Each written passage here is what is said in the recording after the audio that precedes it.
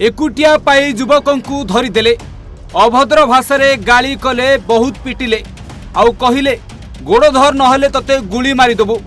एपटे mobile समस्ते video record कले।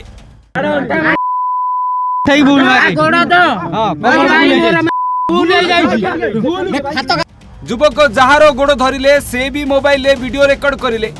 निष्ठुरतार सबु सीमा पार हो गले। पुणी से वीडियो सोशल मीडिया रे भाइराल करदेले।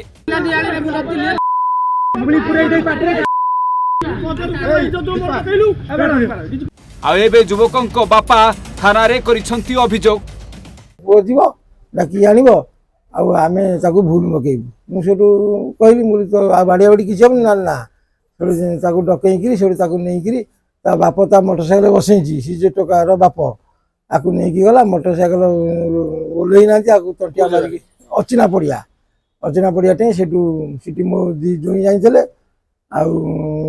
मामू जाता सी रोका रोकी कर सी 15-18 टका या कौन आगे कले तू आठे भूल माग ये कहला हो जहाँ तो से आठे भूल मागे विधा कविता दुनिया प्रकार माइले।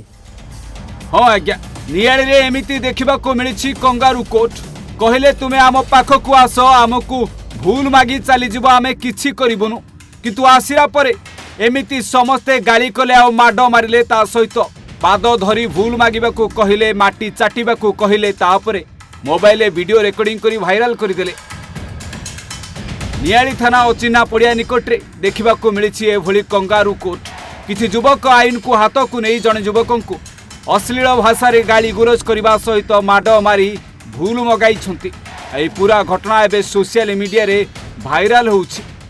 मो झील बाहर होता जनवरी 28 तारिख आमर बासुदेव मंडप बाहर होता गाँव भर प्रशासन करगले मंडप आगे से कौन कला इठू सी कमेटी पास करगले आम पुओ ताक रोकिला रोकिबार सी 2-4 थर बुझेला शेष को धक्काटे मारे गोटे बैक गला आउला कटकू रोड उपर बैक देह माड़ होकर सी इंजोर्ड है।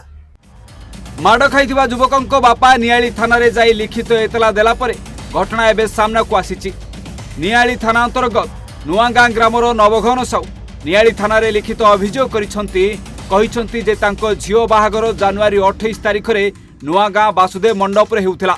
नियाली आसीथिबा बरजात्री गंडगोल करने सह झियो बोहू को अश्लील भाषा रे गालीगुलोज करुथिले। एही समय मो पुओ शिवराज साहू गंडगोल रोकिबा पई पिलामानकु बुझासुझा करुथुवा बेले सेही समय दीपक तले पड़ी जाई खंडिया खाबरा होइथिला। ता परदिन दीपक मो पुओ नारे नियाली थाना रे अभियोग करिथिला।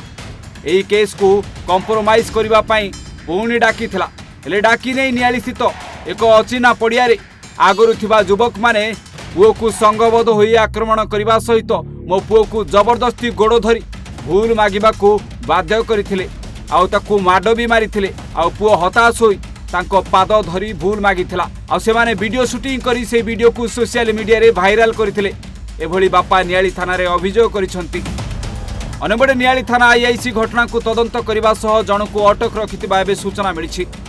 नियाली रश्मि रंजन मलिकंक रिपोर्ट ओडिशा भास्कर।